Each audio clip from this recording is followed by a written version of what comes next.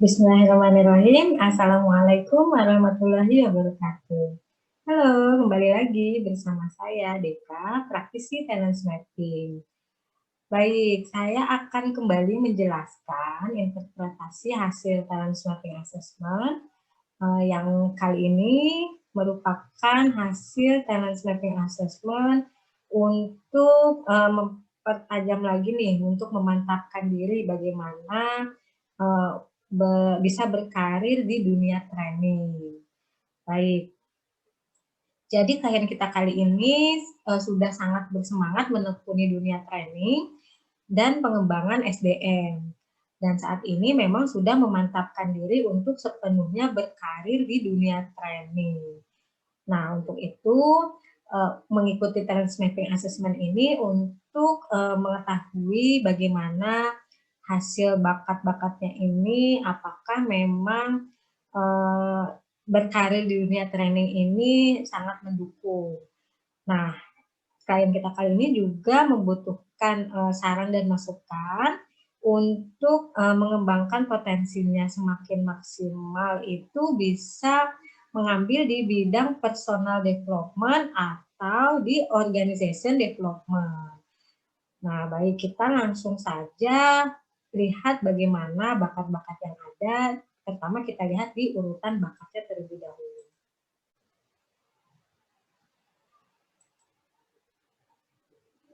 Nah, ini dia hasil dari talent mapping assessment-nya, kita lihat di urutan bakatnya. Bakat kuatnya itu nomor 1 sampai nomor 7 ada communication, developer, significance, strategic, arranger, maximizer, dan harmoni.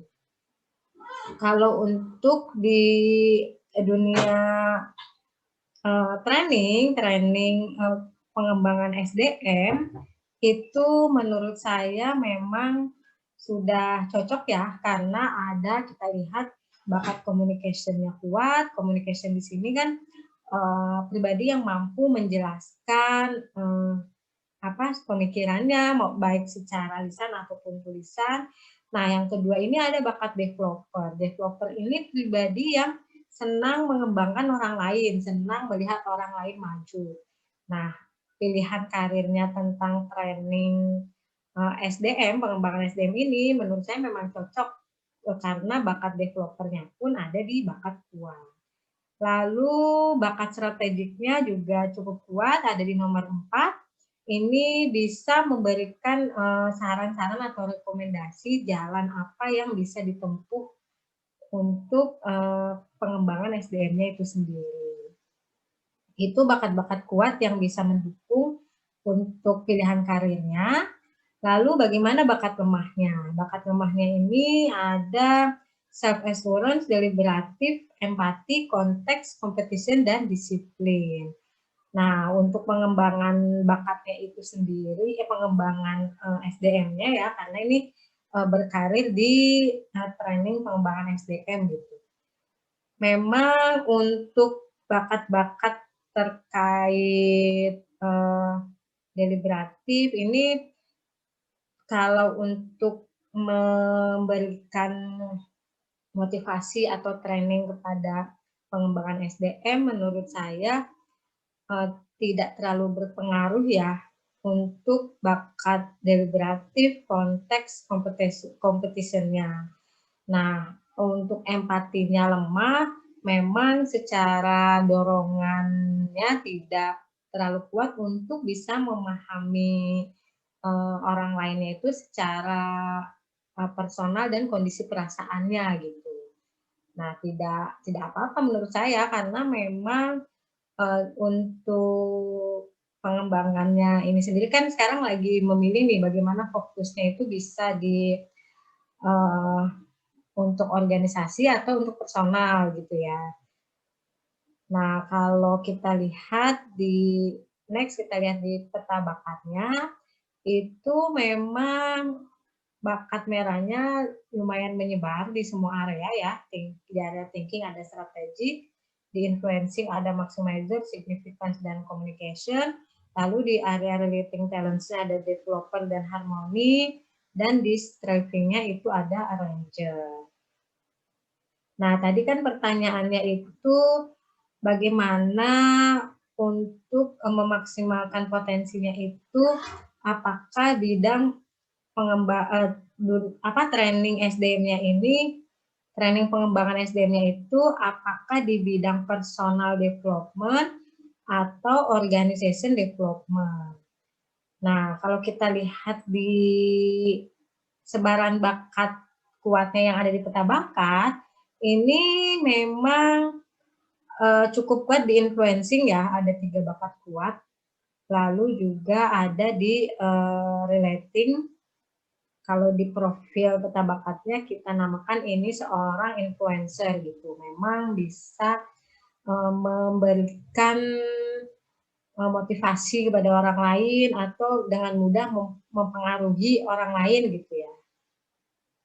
Nah, untuk pilihannya apakah di personal development atau organization development, menurut saya lebih cocok di organization.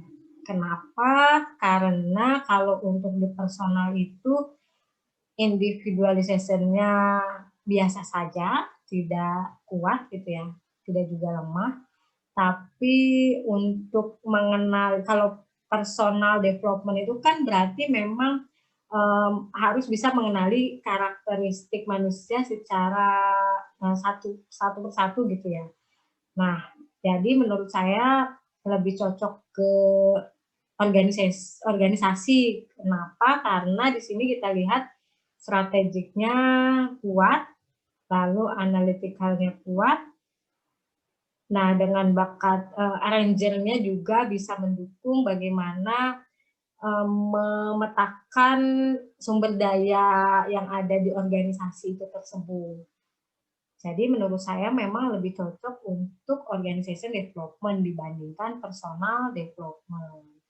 Kita lihat potensi kekuatannya, itu yang pertama ada communicating, coordinating, publishing, strategizing, developing, marketing, mentoring, advising, presenting, consulting, advertising, redacting, teaching, distributing. Nah, potensi-potensi kekuatannya untuk organization development itu ada strategizing ya, itu bagaimana mengatur strategi untuk memilih atau menentukan jalan terbaik menuju apa targetnya gitu. Nah, ada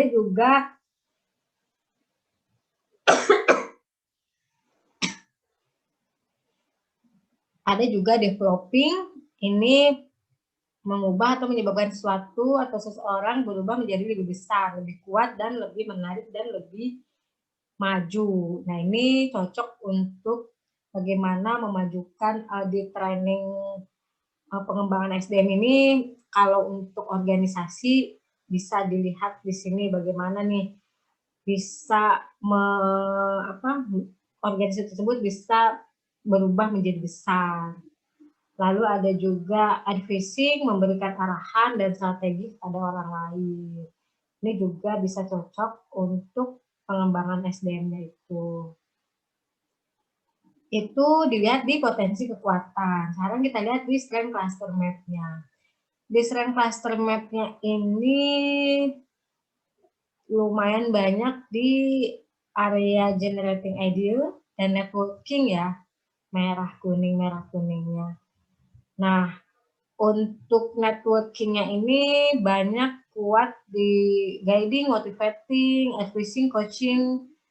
Hampir semua di area networking ini PSP-nya merah. Nah, ini juga bisa cocok untuk memberikan advising untuk sebuah organisasi gitu ya. Lalu juga ini consulting-nya juga merah, bisa menjadi seorang konsultan pengembangan SDM-nya ini bisa untuk organization development gitu. Nah, itu dilihat dari strength customer. Lalu kita lihat di strength tipologinya, itu personal brandingnya ada marketer, communicator, arranger, strategis, dan edukator.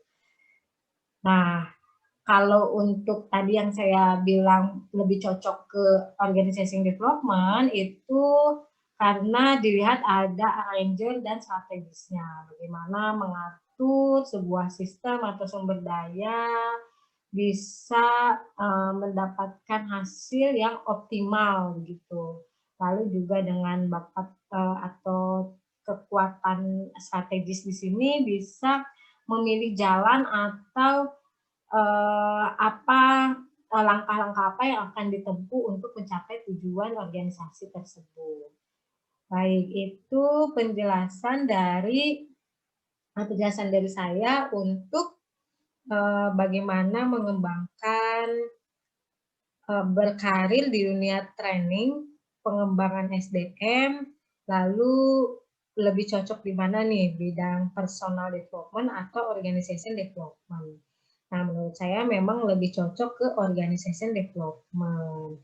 Dilihat dari bakat-bakat kuat yang ada dan tadi potensi-potensi kekuatannya.